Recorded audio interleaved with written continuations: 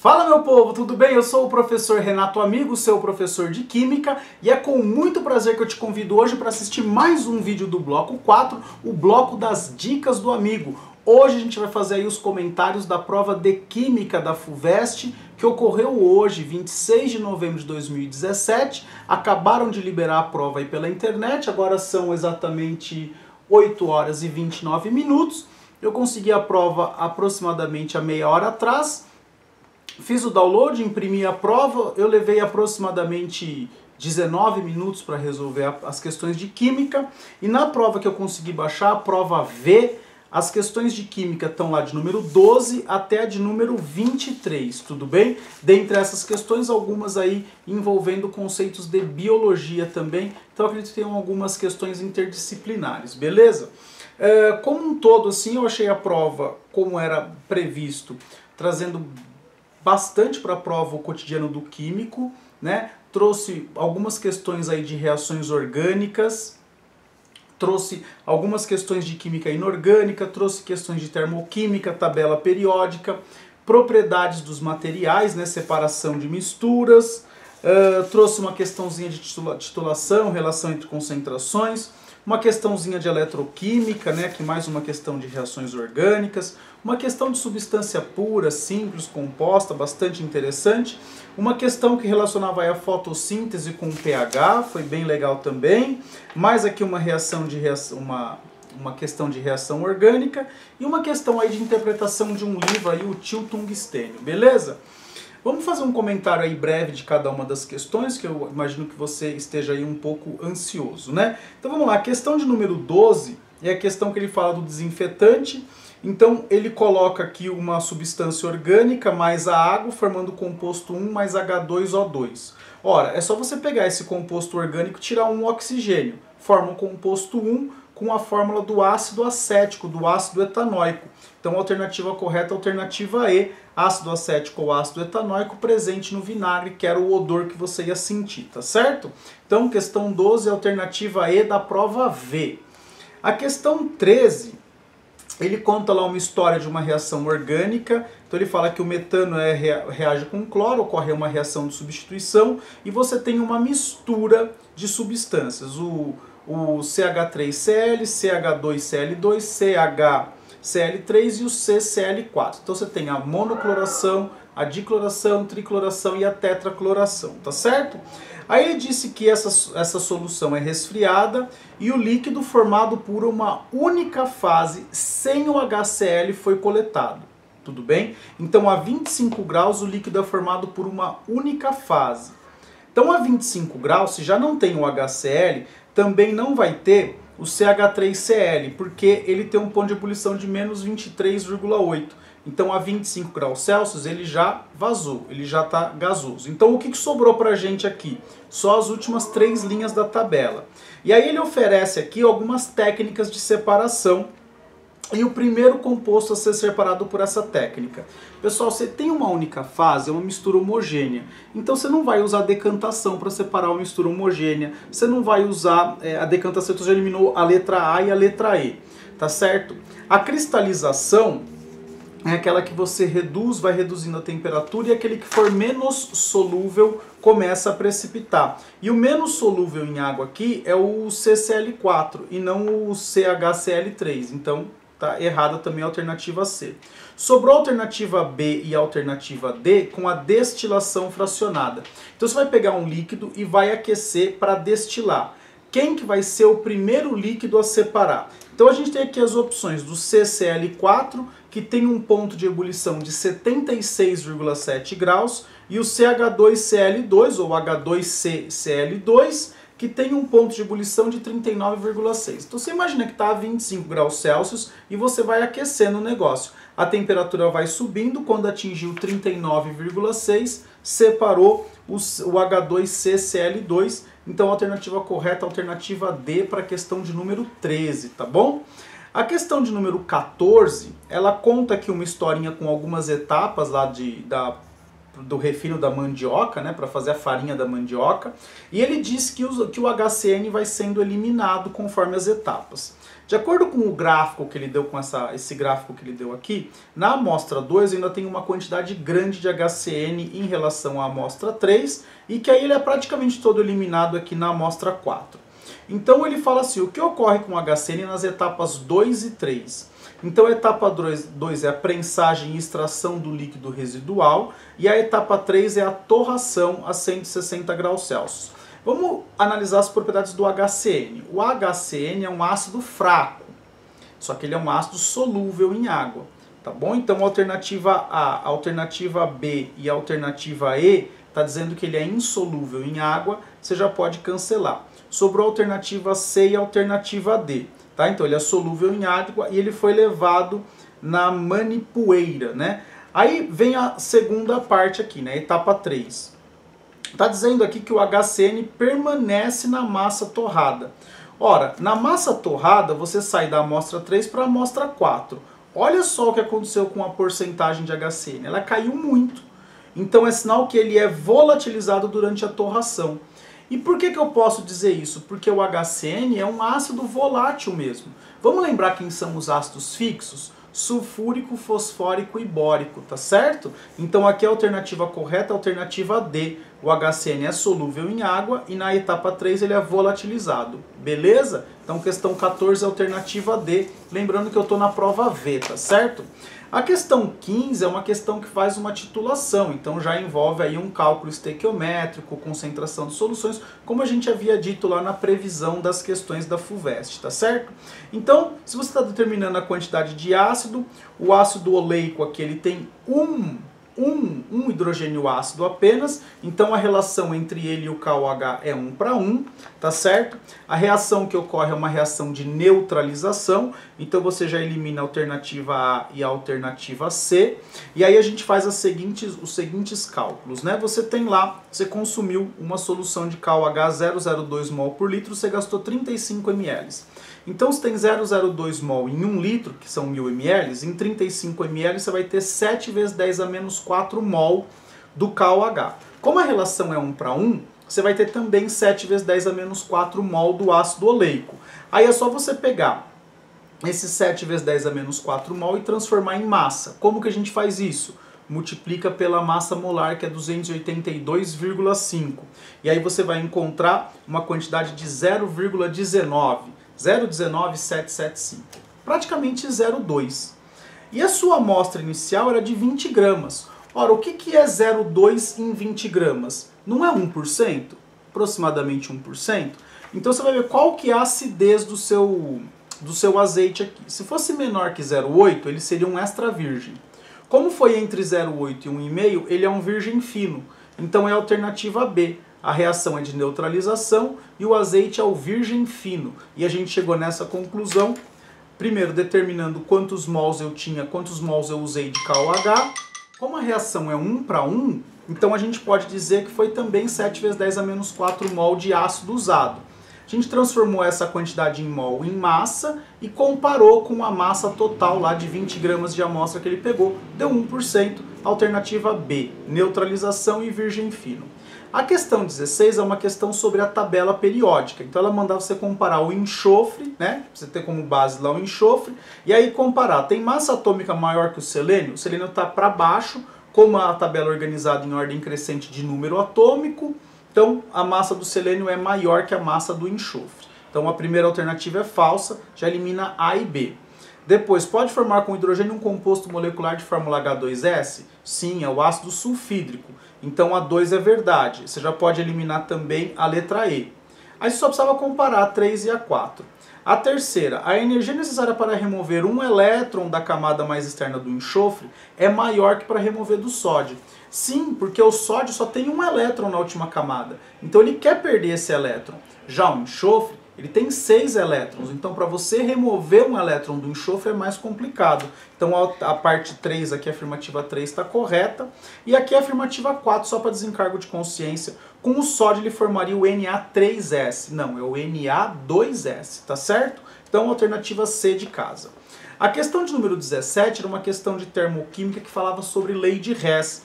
Então ele queria chegar aqui na equação de fotossíntese e ele te dava a reação de fermentação e a reação de queima do etanol. O que você tinha que fazer? A primeira equação você tem que inverter e a segunda equação você tem que inverter, mas multiplicar por 2. Depois que você fizesse essas continhas, aí você ia ver que você ia eliminando todo mundo, ia chegar na fórmula que ele pediu, né, que é na equação da fotossíntese, e a energia necessária para a fotossíntese ocorrer é de 2.540 kJ por mol, então alternativa E na questão de número 17, beleza? Lembrando que eu estou com a prova V.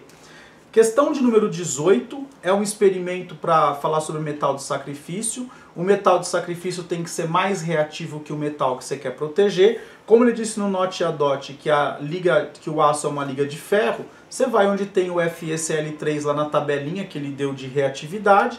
Olha só, o alumínio é mais reativo que o ferro, o zinco é mais reativo que o ferro. Então eu posso usar tanto o alumínio como o zinco para proteger o ferro.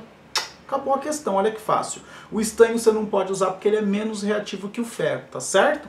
Então a alternativa correta aqui é a alternativa A, alumínio e zinco, beleza? Se você lembrasse da minha frasezinha lá na aula tanto de reações de simples troca como nas aulas de pilha, 12 alunos zoaram Felipe hoje, ou Fernando hoje. 12, família 1A, 2A, alunos, alumínio, zoaram zinco, alumínio e zinco mais reativo que ferro. Pronto, já terminou a questão.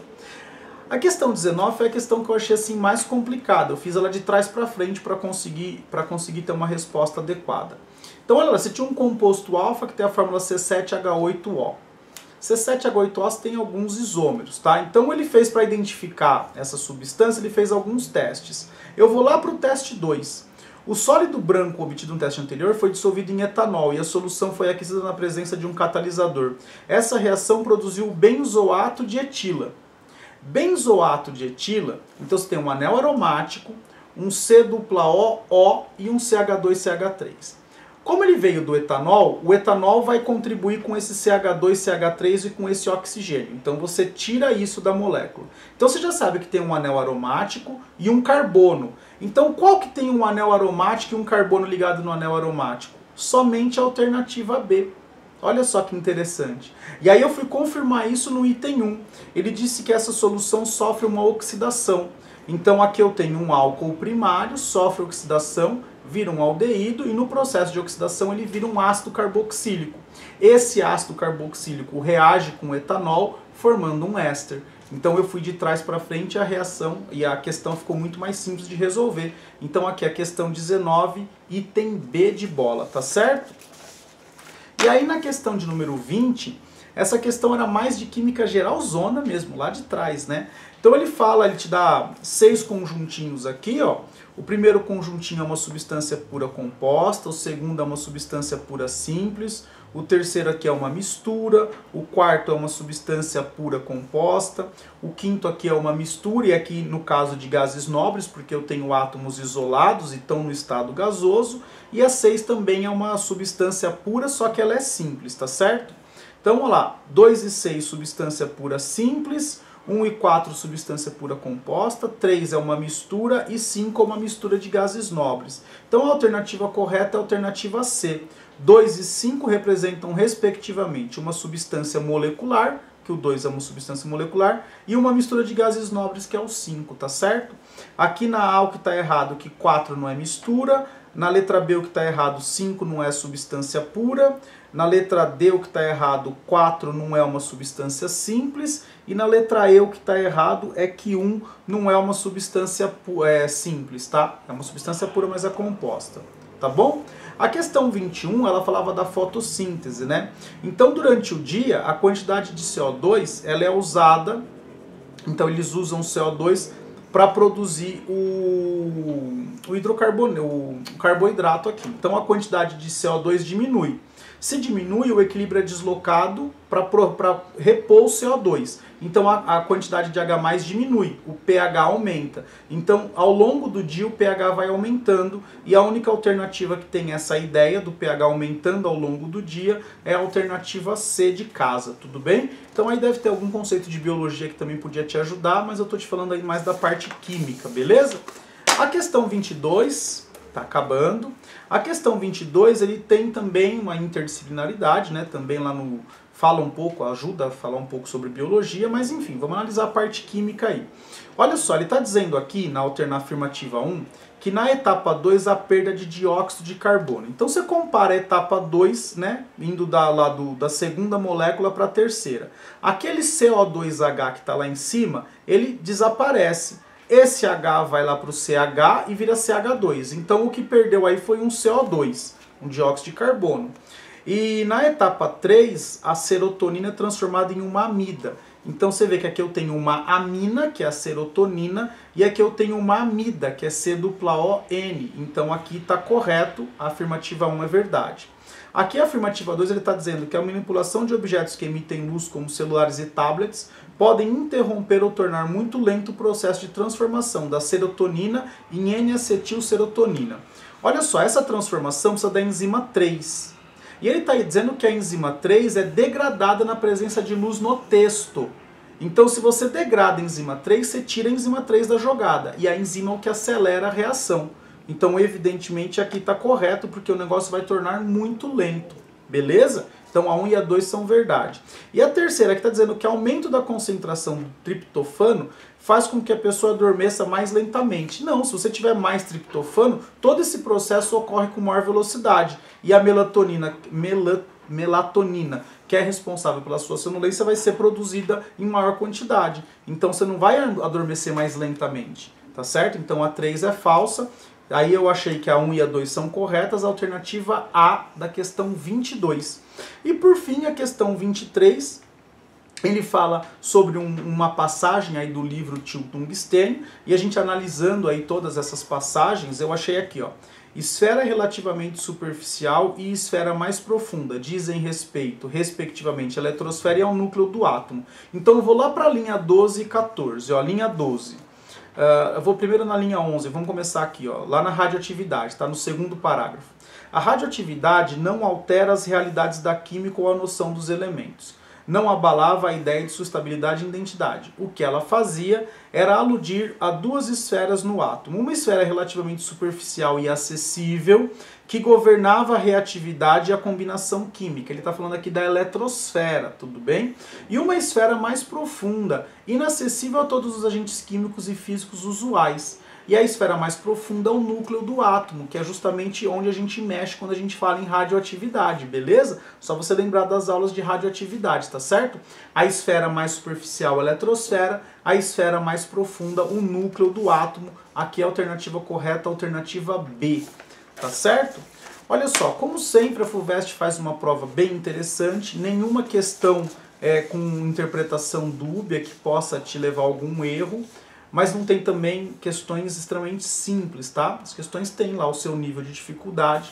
Como a gente sempre diz, né? Não adianta a gente querer ficar prevendo todas as possibilidades, mas enfim, dentro daquilo que a gente consegue prever dos últimos anos, a prova continua cobrando o cotidiano do químico, a prova continua cobrando reações orgânicas. Aqui teve uma cobrança mais indireta de cálculo estequiométrico, que veio lá misturado numa titulação, e eu sempre toco nesse assunto, né? Quando a gente fala em concentração, você tem que ver as operações com a concentração, então você pode ter diluição, mistura de soluções com reação, vai cair num cálculo estequiométrico. Aqui no caso a gente falou sobre uma titulação.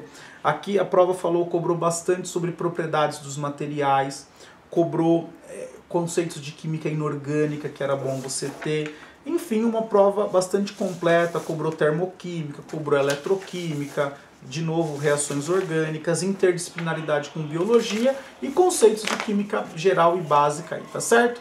Eu espero que vocês tenham ido bem, espero que esse vídeo tenha ajudado vocês.